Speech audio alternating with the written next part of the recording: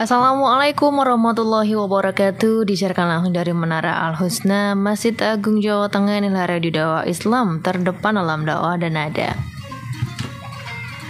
Selamat pagi kaum muslim pendengar setia Radio Dais. Bagaimana kabarnya di kesempatan pagi hari ini, edisi Senin 27 Februari 2023. Semoga seluruh pendengar Radio Dais dalam keadaan sehat walafiat ya, dan pastinya selalu terhubung nih di frekuensi 107,9. Setiap hari Senin kaum muslim komunitas bersuara hadir untuk Anda. Kali ini kita bekerjasama dengan PAC Semarang Timur ya, dari Fatayat PAC Semarang Timur ini. Untuk Anda nanti mau gabung, monggo silahkan bisa bergabung di SMS ataupun WhatsApp Radio Dais 082133670000. Kita sedang live juga di Facebooknya Dais MAJT. Jadi untuk pendengar Radio Dais yang penasaran dengan narasumber kita kali ini, yaitu Mbak Reni Juwita MPD, ini Ketua Fatayat NU Ranting Kebon Agung. Ini warga Kebon Agung mungkin lagi nyimak juga ya. Jadi ini adalah Mbak Reni Juwita MPD, Ketua Fatayat NU Ranting Kebon Agung. Kali ini kita akan membahas tentang problematika darah haid dalam kajian fikih klasik dan kontemporer. Nah, kalau sebulan lalu ya kita bahasnya tentang yang klasik, sekarang ini disangkut pautkan ya, karena sekarang semakin maju zamannya, bagaimana caranya kita untuk tetap terjaga sholatnya walaupun ibadahnya gitu ya, walaupun masih dalam kondisi haid gitu ya, karena kadang kalau haid tuh hawanya serba malas-malasan gitu ya. Kali ini kita sapa dulu Mbak Reni Juwita. Assalamualaikum, selamat pagi Mbak Reni. Ya, waalaikumsalam Mbak Eva. Terima kasih untuk waktunya yang diberikan ke saya. Oke, alhamdulillah sehat ya. Alhamdulillah sehat banget. Sehat banget ya. Ini tadi OTW dari Manyaran katanya. Dari Manyaran, dari sekolah ini. Iya, jadi langsung ke Radio Dais nih kaum muslim.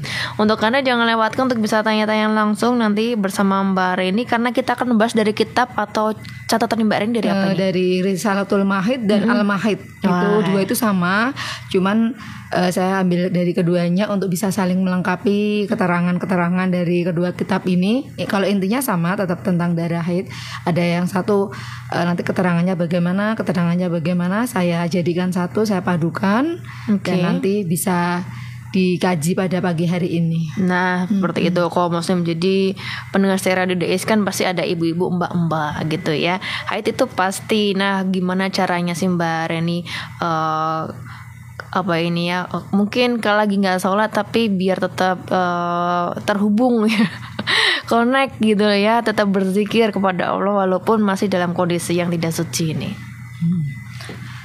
Terima kasih Mbak Eva. Sebelumnya saya sapa seluruh pemirsa Radio Dais di seluruh penjuru manapun yang bisa terhubung dengan Radio Dais. Assalamualaikum warahmatullahi wabarakatuh. Waalaikumsalam warahmatullahi wabarakatuh. Alhamdulillahirabbil alamin, wa bihi nasta'in wa ala umuri dunya waddin wa ala alihi wa ashabihi ajma'in. La haula wala quwwata illa billahil aliyyil azim.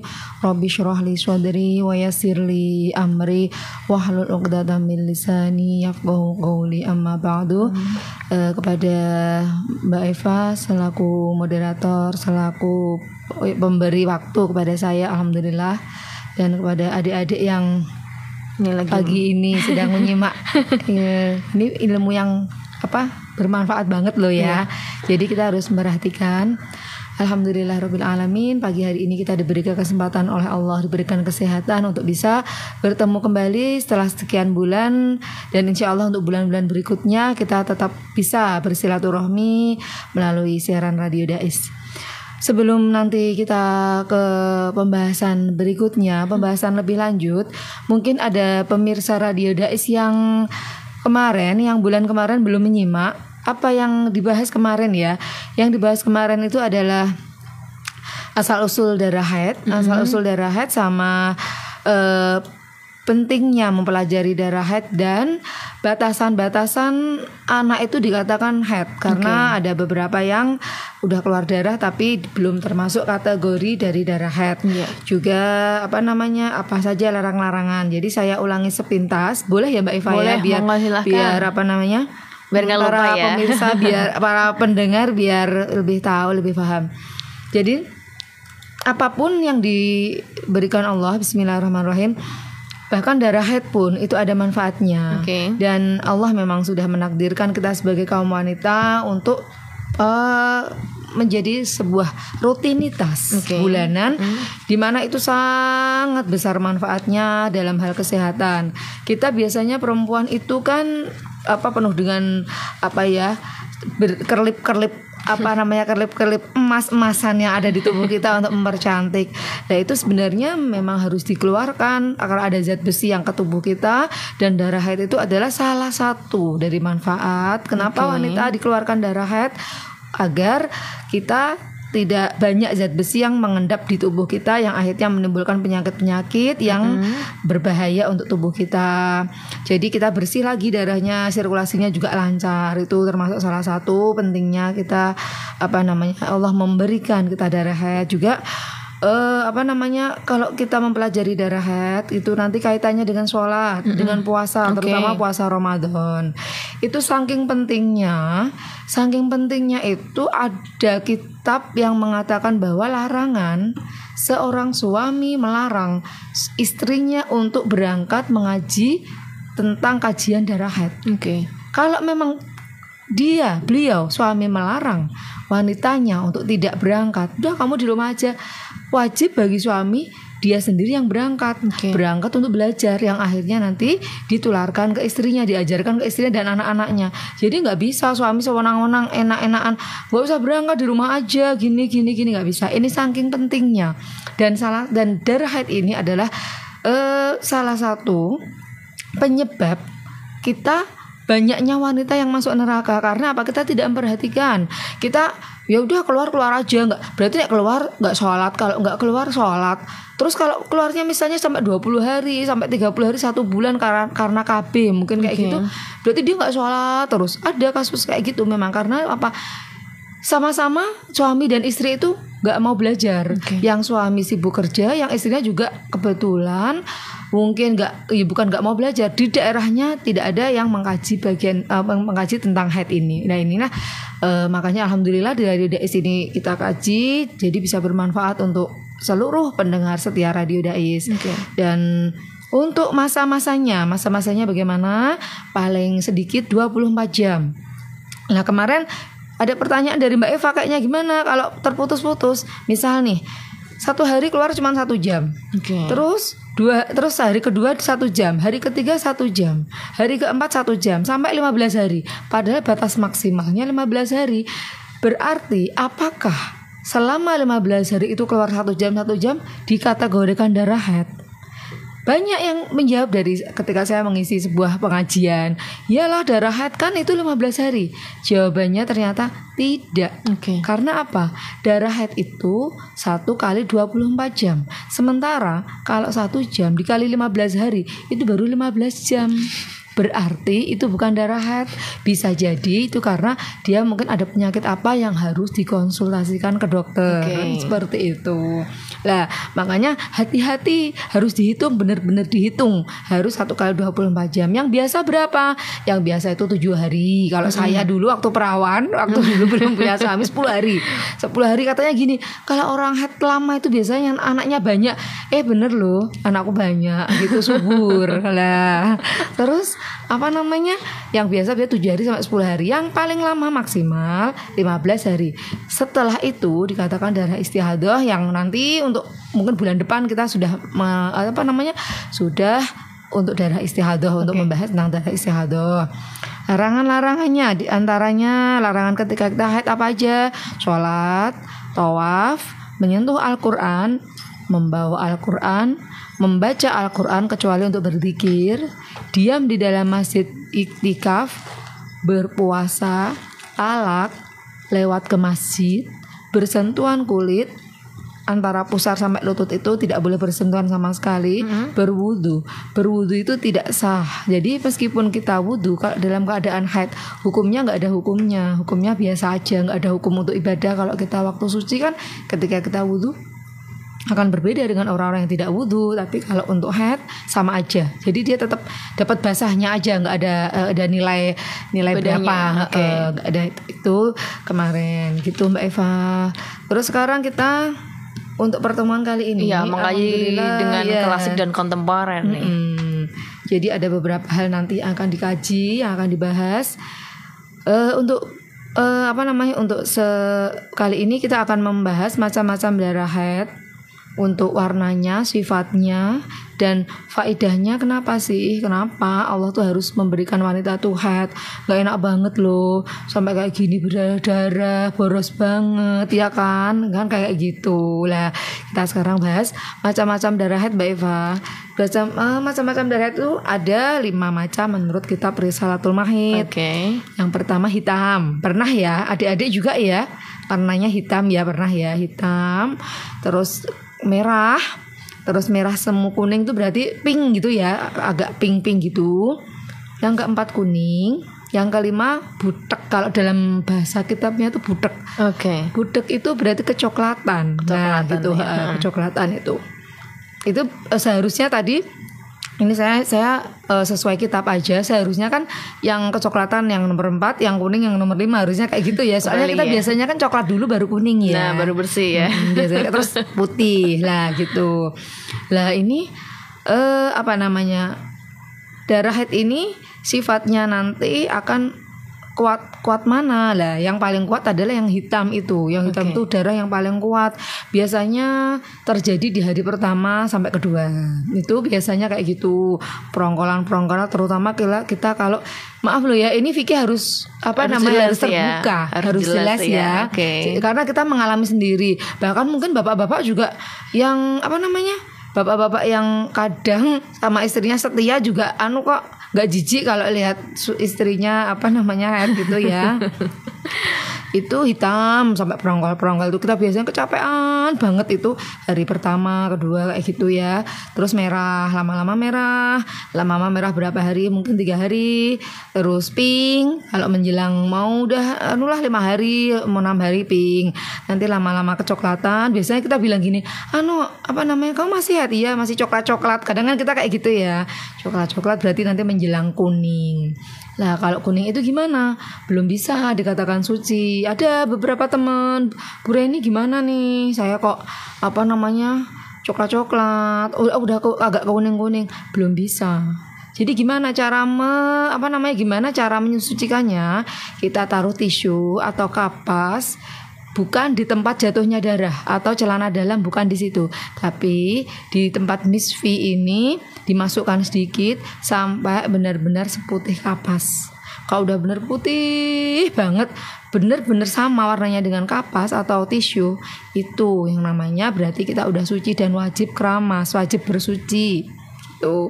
Terus bagaimana dengan sifatnya? Sifatnya ini karena semuanya memang udah mengalami. Yang pertama itu kental dan berbau.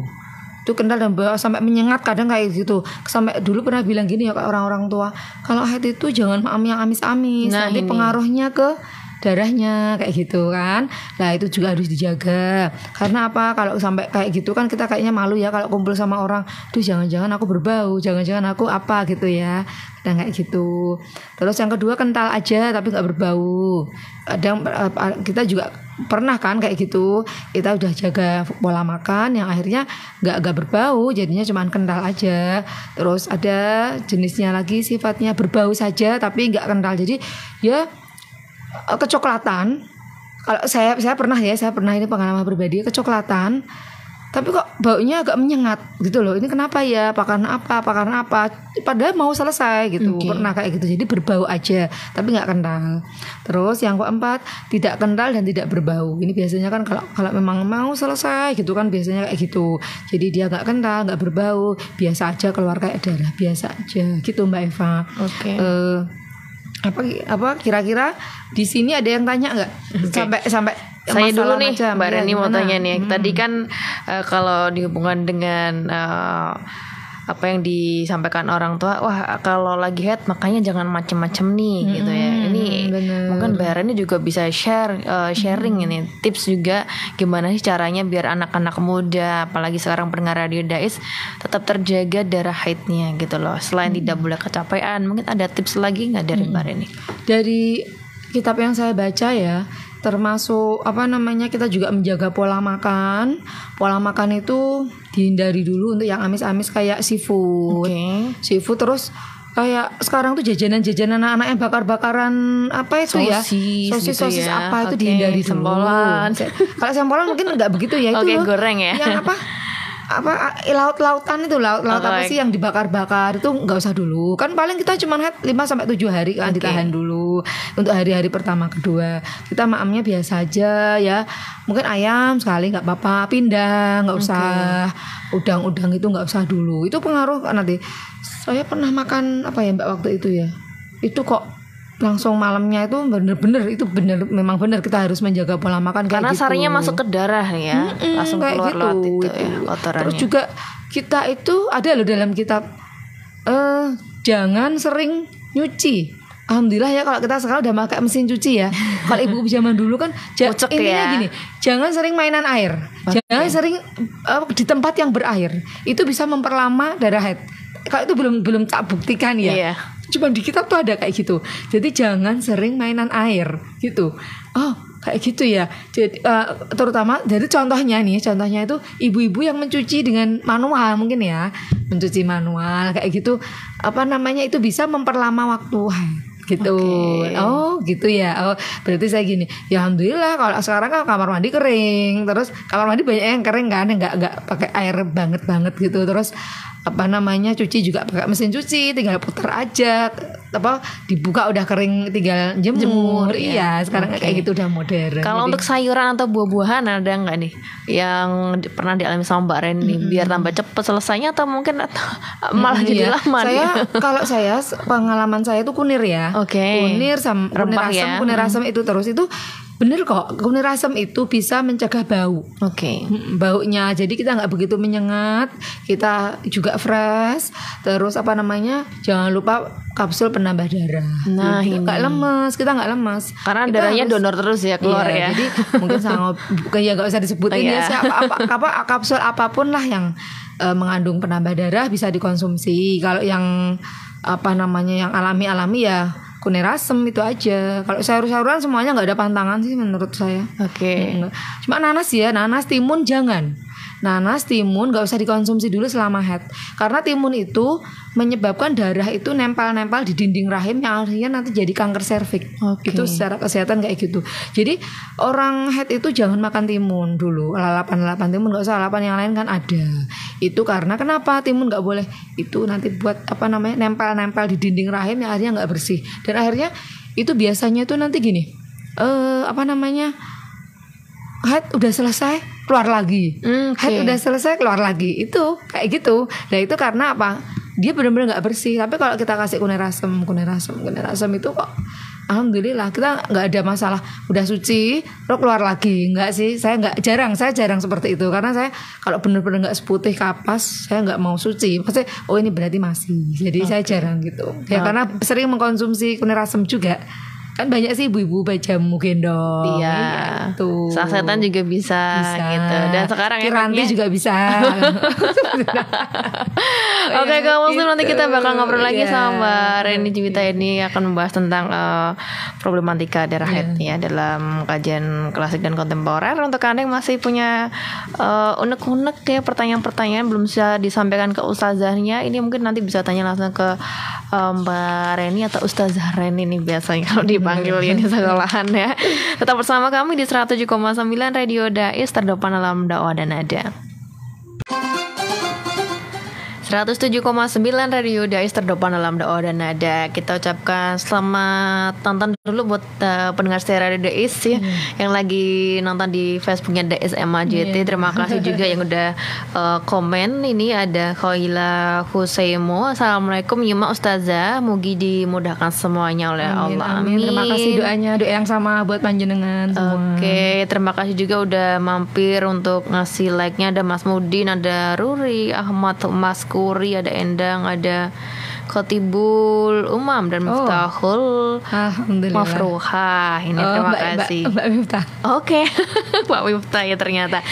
Ya ini sahabat kita sahabat Reni ini sedang menemani pendengar setia Radio Dais tentang tema kita kali ini tentang darah haid ya, problematikanya dalam kajian kitab fikih klasik dan kontemporer. Ada yang ditambahkan lagi? Oke, Mbak terima Reni. kasih Mbak Eva untuk waktunya. Sebelumnya saya sapa dulu Tadi ada yang lagi masak loh. Ada yang lagi masak sambil dengerin. Alhamdulillah ya Mbak Eva ya. Radionya jelas ya.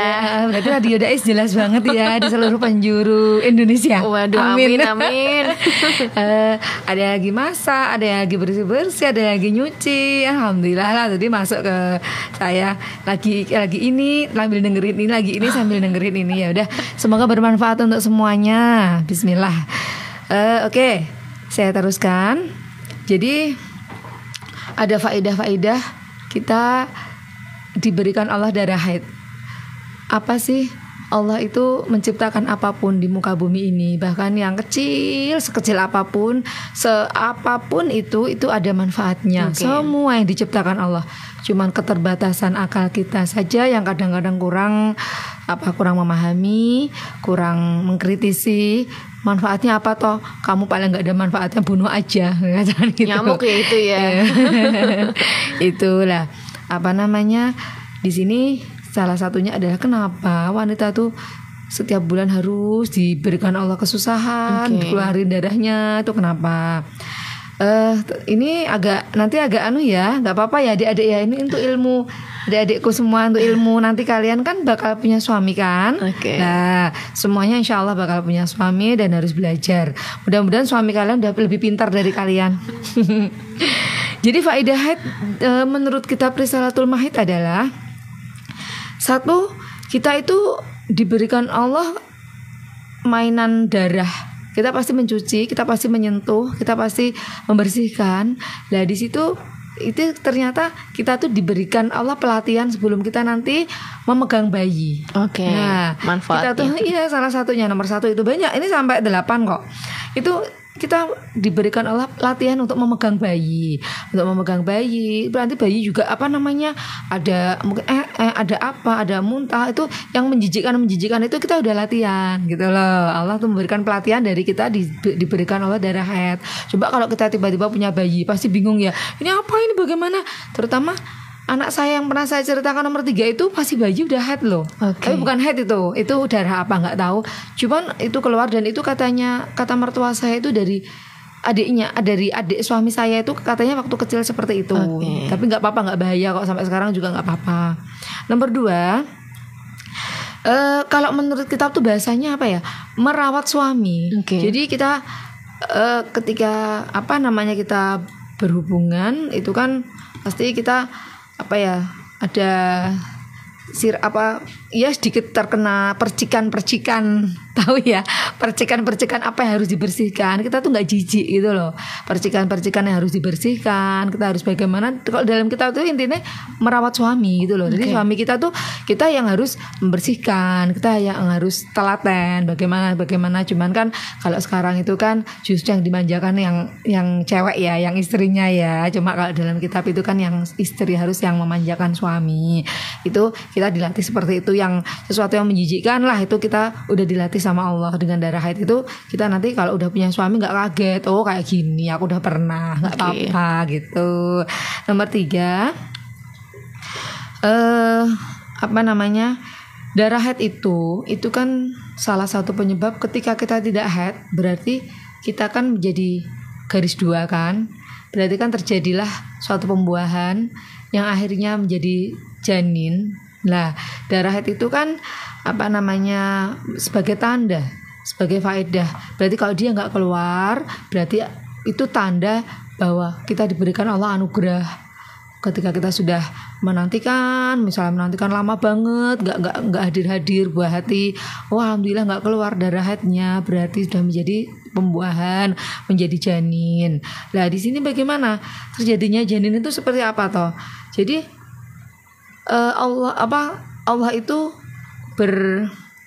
berkontribusi gitu ya. Itu ada kerjasama ini antara Allah, suami sama istri. Allah itu memberikan ruh, memberikan indera, dan memberikan akal. Itu dari Allah, kontribusi dari Allah. Lah sementara suami suami itu urun apa toh? Urun apa? Suami itu urun tulang. Tulangnya Tulangnya dari suami, dari sperma.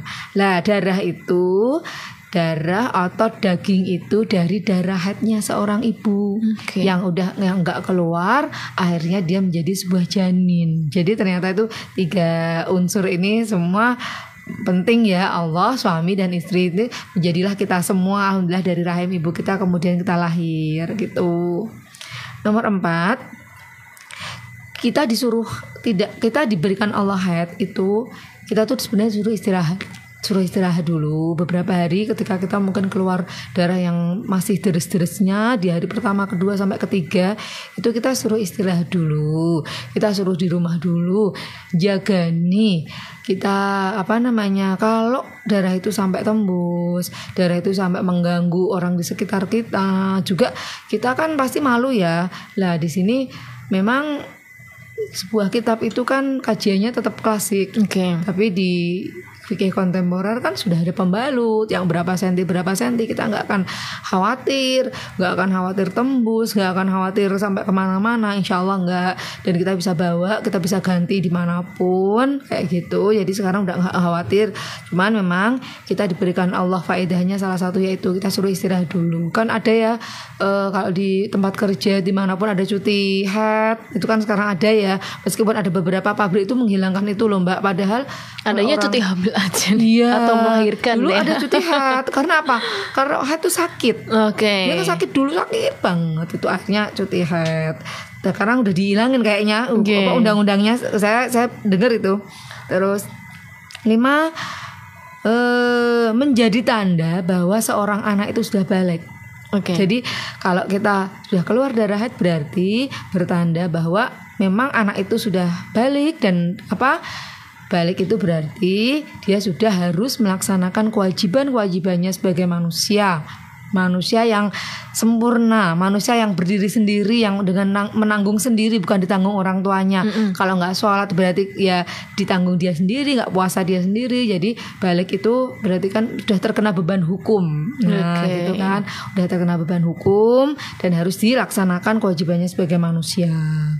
Terus haid itu juga untuk menghitung masa iddah. Tahu masa iddah ya, adik-adik? Masa iddah itu ketika seorang istri dicerai sama suami atau seorang istri meninggal suami. Lah itu menjadikan batasan masa iddah. Kalau Imam Syafi'i, Hambali, Maliki itu batasan masa iddah itu kan 3 bulan pakainya haid, 3 kali haid. Tapi kalau Imam Hanafi pakainya 3 kali suci. Nah 3 kali suci itu memang hitungannya lebih lama dari 3 kali haid gitu. Jadi salah satu quru itu ada 2 pendapat, ada yang berpendapat itu haid, ada yang berpendapat itu suci. Itu ya, kita biasanya kalau Imam Syafi'i, kita di Indonesia ini kan pakainya Imam Syafi'i, jadi kita pakainya yang haid itu 3 kali, salah satu quru itu 3 kali haid. Setelah itu baru boleh menikah dengan, mungkin kalau menginginkan pernikahan, kalau enggak ya berarti tidak ada masalah. Dan iddah itu juga menentukan bahwa wanita itu sebaiknya berada di rumah dulu, kecuali memang kewajiban untuk kerja, menghidupi anak-anaknya, menafkahi anak-anaknya boleh, tapi langsung pulang, nggak usah kemana-mana. Yang nggak boleh itu keluar ke tempat yang tidak bermanfaat. Mungkin ibu-ibu sosialita kemana, mungkin nongkrong di mana, mungkin kita kemana. Kalau untuk pengajian, kita menghadiri pengajian sebentar langsung pulang, kita kerja langsung pulang, ke pasar langsung pulang, itu boleh. Masa iddah kan ada yang benar-benar ketat, aku nggak boleh kemana-mana, aku nggak bisa kemana-mana. Itu kan kalau nyuwun sewu ya, dalam tanda kutip dia memang benar-benar orang mampu, benar-benar apapun dia tinggal duduk aja, udah nggak ngapa-ngapain, pembantu ada, uangnya banyak, mungkin nggak usah nyari nafkah ya. Cuman ya kalau diajak pengajian, diajak untuk selama itu masih maslahat, tidak ada kemadharatan, diperbolehkan sebentar aja gitu. Kemudian ada lagi untuk tanda bahwa wanita tersebut benar-benar di rahimnya tidak ada janin. Jadi kalau dia selama salah satu 3 quru itu haid, selama 3 masa haid itu dia benar-benar keluar terus darahnya, berarti memang tidak ada janin di dalamnya. Dan seandainya dinikahkan mantap gitu loh, berarti memang dari suaminya terdahulu tidak meninggalkan apapun, sehingga ini udah benar-benar bersih. Seandainya aku menikah dan dia punya anak, itu benar-benar anakku. Itu kan Allah sudah memperhitungkan sampai sedetail itu gitu loh. Kemudian Ada ini yang paling akhir ini asik loh ini. Kalau orang head itu untuk laki-laki menurut kitab ini ya, itu bisa seperti malam pertama karena mungkin dia lama ya, terutama kalau headnya sampai 15 hari suami nunggu lama banget ya merasakannya seperti malam pertama itu di antaranya faedah-faedah dari haid. Allah memberikan kita keluar darah itu seperti itu. Terus ada lagi hewan apa? Siapa saja sih yang haid? Apa saja yang haid? Apa hanya manusia? Apa hanya wanita? Itu ada 1 manusia, 2 binatangnya apa? Terwelu itu haid ya. Kelinci kita nggak ya? Tahu. Terwelu itu semacam kelinci, semacam mermut, semacam kelinci gitu ya. Okay. Terwelu ya seperti kayak gitu. Kedua kelelawar. Oke. Kelelawar kalau di kitab itu bahasanya lowo itu ya, kelelawar. Keempat unta. Kelima segawon. Tahu segawon nggak Mbak Eva? Oh Segawon. iya, oke, tahu. Segawon itu anjing. Anjing. Nomor 6 cicak. Nomor 7 kuda. Ada 7 yang head, salah satunya manusia, yang lainnya adalah hewan. Rata-rata punya telinga semua ya. Iya. Kecuali cicak ya. Cicak nggak punya telinga loh Mbak. Kita belum lihat langsung ya. Tapi pernah lihat aku cicak keluar darahnya. Oke. Pernah. Saya gini, kok cicaknya temuan unik tuh loh. Kok cicak ada darahnya ya. Oh ternyata memang cicak ternyata head ya kayak manusia. Jadi beberapa hewan yang bukan karena putus ekor terus terluka ya. Ya enggak. Ekornya masih utuh. Kok ada darahnya dikit gitu ya. Mungkin kan kapasitas darahnya beda kan sama kita sebagai manusia. Ternyata gitu. memang hewan juga punya hak untuk istirahat. Iya kan. Jadi ya Allah memberikan sedetail itu. Benar. Wanita juga harus banyak bersyukur ya, karena baik diberi waktu istirahat 15 hari. Tapi juga menyesuaikan dengan sekarang juga. Nah, termasuk pertanyaan yang udah masuk nih Mbak Reni, sedikit mungkin ini nyengolnya ke klasik bisa ini kan. Boleh ngaji nggak sih kalau lagi haid? Terus yang pertanyaan yang kedua, kalau kelas 3 SD usianya kurang lebih 9 tahun itu gimana? Itu haid atau bukan? Langsung dijawab saja monggo. Untuk pertanyaan pertama, boleh ngaji nggak sih? Kalau membaca Al-Quran untuk berzikir itu boleh. Biasanya kita berzikir, misalnya kita kalau contoh nih, kalau mau berangkat kita baca ayat kursi. Ayat kursi kan itu ada di Al-Baqarah di juz 3 ya. Di juz 3 itu termasuk ayat Al-Quran. Tapi kalau kita niat untuk berzikir boleh Bismillahirrahmanirrahim, Allahu la ilaha illa huwal hayyul qayyum ila akhirih. Itu boleh untuk berzikir. Kita Al-Fatihah, kita mau berangkat. Kita biasa kalau berangkat tuh aku nggak mantep loh Mbak Reni, apa kalau nggak berdoa dulu. Nah itu nggak apa-apa untuk berzikir. Terus untuk belajar. Jadi guru TPQ atau anak TPQ atau untuk diniatkan belajar boleh. Jadi tidak diniatkan untuk membaca Al-Quran. Kita benar-benar diniatkan untuk belajar. Gurunya juga boleh ngajar, anaknya juga muridnya juga boleh belajar. Itu sangat boleh sekali. Gitu. Kalau Al-Quran itu ada yang ada artinya, ada yang tulisan bahasa Indonesia, ada yang full bahasa tulisan Arab. Itu gimana Mbak Reni? Ya memang fikih itu gini Mbak Eva. Fikih itu kan ada beberapa pendapat, tapi insya Allah pendapat itu mereka yang berpendapat itu para mujtahid yang berijtihad itu semua bertanggung jawab kok sama Allah. Jadi kita gini, ada yang mengatakan bahwa Al-Quran yang asli itu udah nggak ada kok. Ini yang disang sekarang itu cuma mushaf aja, bukan Al-Quran yang asli. Berarti nggak apa-apa disentuh.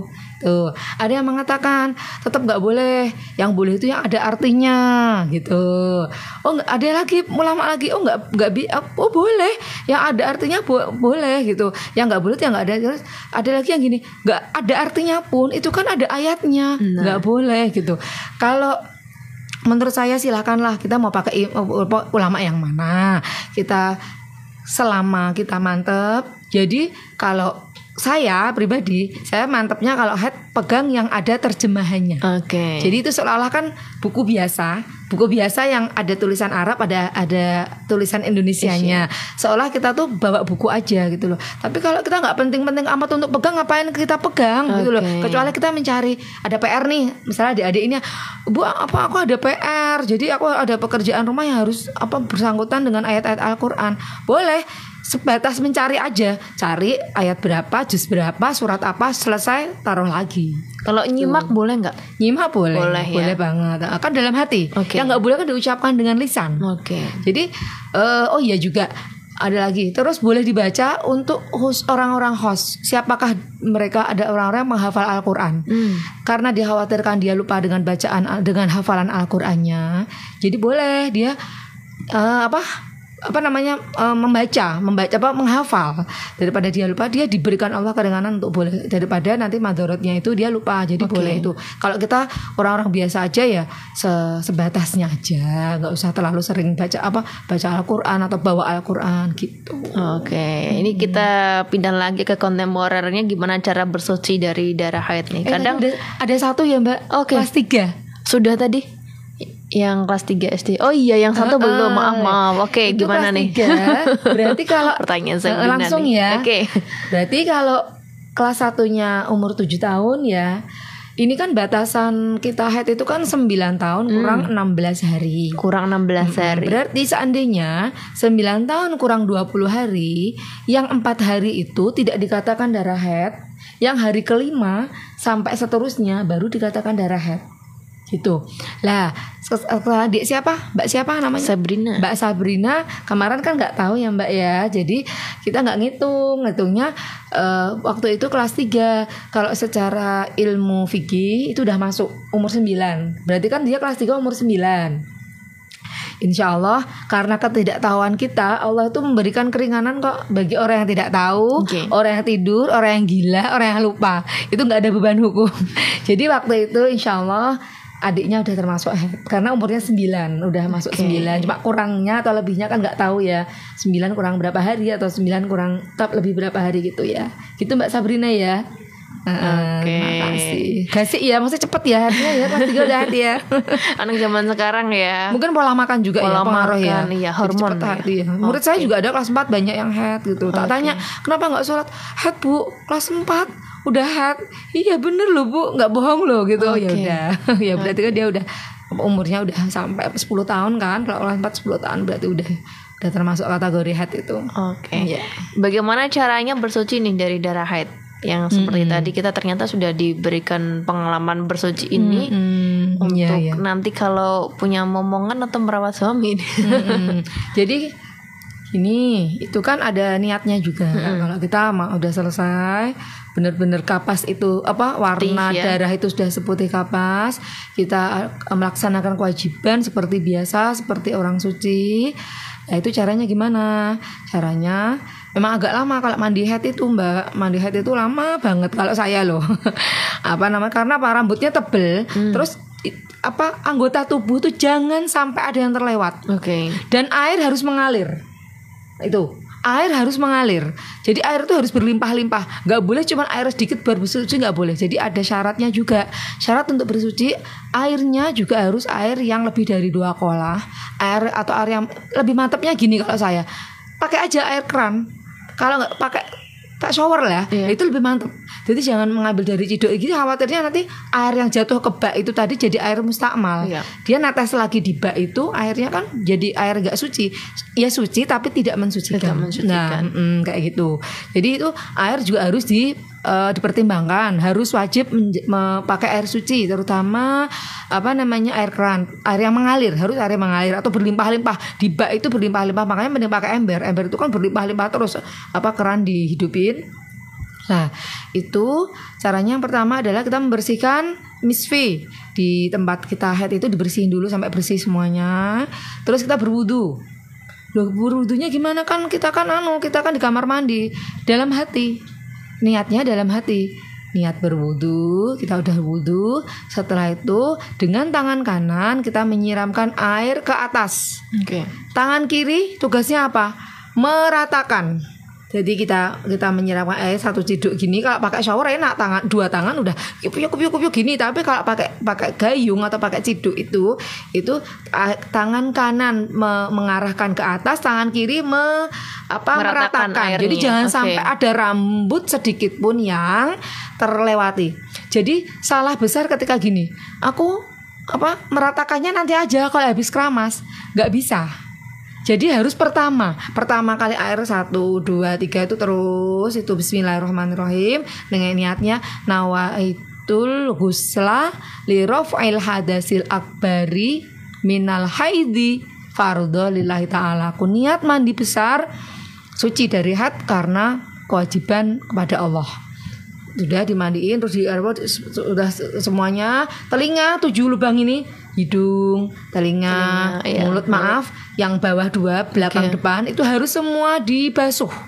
Jangan dibasuh terus sampai air. Jadi yang tangan itu, yang kanan itu terus mengguyur terus dibasuh semua. Udah kita mantep rata, gantian tangan kiri. Mengguyur yang bagian kanan. Kan ini tadi kan pasti ada yang ketiga nih kayak gini. Terlewati lah. Ini tangan kiri gantian mengguyur yang kanan. Sampai semuanya sudah mantap, sudah pasti kita mantap terguyur semua, baru dikeramasi, disabuni, itu udah nggak mah itu. Jadi yang pertama itu harus benar-benar, makanya disarankan untuk kita pakai selang aja, pakai keran aja. Air itu pasti kan terbuang. Itu mantap tangan kanan gitu, atau pakai shower yang mungkin punya pakai shower gitu malah lebih mantap. Air itu pasti suci karena airnya mengalir terus. Iya. Gitu Mbak Eva. Jadi seperti itu nanti pokoknya udah sampai mandi itu nanti mengguyurnya kalau udah keramas. Ada orang gitu mengguyurnya kalau udah keramas, kalau udah pakai sabun, kalau udah selesai terakhir. Itu kan kita nggak jamin ya, apa namanya, ada yang tertinggal atau bagaimana. Bahkan ada air yang udah kita guyur tadi dia balik ke bak nyiprat airnya jadi air yang tidak suci.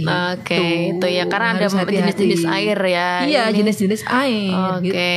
Terus kalau zaman sekarang karena udah maju, karena banyak kegiatan juga ya, apalagi anak muda zaman sekarang juga sering online shopan. Nah ini kadang ada yang menjual nih obat-obat untuk menghentikan darah haid gitu sih. Gimana sih hukumnya? Atau mungkin mempercepat. Nah, ini udah masuk kajian kontemporer ya. Ini udah masuk kajian kontemporer ini. Jadi memang ada sekarang kita menggunakan obat untuk menghentikan atau mengeluarkan. Kan ada ya, itu ada di apotek dijual. Itu kalau untuk sesuatu yang penting banget dan suami ridho, boleh, nggak apa-apa, silahkan dipakai untuk menghentikan. Misalnya kita waktu umroh, kita waktu haji, yang nggak boleh itu kita emang niat menghentikan biar nggak punya utang Ramadan. Nah itu nggak boleh, itu benar-benar itu nggak boleh, yang tidak diperbolehkan itu. Untuk mengeluarkan nggak apa-apa. Kok terlambat ya? Coba aku minum sesuatu yang bisa mengeluarkan, boleh. Dan suami harus tahu, sepengetahuan suami harus tahu dan suami ridho. Oh boleh, silakan, itu boleh. Yang nggak boleh pokoknya satu tadi, untuk menghentikan biar puasa kita nggak utang. Aku mau pakai obat biar full 30 hari, itu yang nggak boleh. Kalau belum punya suami dia ditanggung sendiri ya? Iya, nggak boleh ya. Pokoknya ya nggak apa-apa kalau yang obat tadi, tapi jangan untuk puasa Ramadan. Itu puasa wajib soalnya. Jadi malah jadinya tetap nanti ganti ya. Ada yang ditambahkan lagi sebelum kita akhiri, Mbak Reni, untuk pertemuan kali ini kajian kita tentang kajian haid, kajian kita klasik dan kontemporer. Monggo silakan. Kalau menurut saya semuanya, dan kalau ini didengar oleh semua pendengar Radio Dais, kalau bisa di majelis-majelis taklim itu diadakan kajian seperti ini, ya biar kita bermanfaatnya nggak cuma untuk diri kita, untuk suami, untuk anak-anak kita, cucu-cucu kita nanti. Karena apa? Jarang loh yang bahas kayak gini. Pasti malu, pasti nggak enak banget, risih. Padahal ini penting banget gitu loh. Kita seorang wanita harus tahu. Jadi dimulailah majelis taklim, ya nggak apa-apa, bagus kok ada tahlil yasin, sholawat. Tapi kita juga sekali-sekali dikasih kajian ilmu.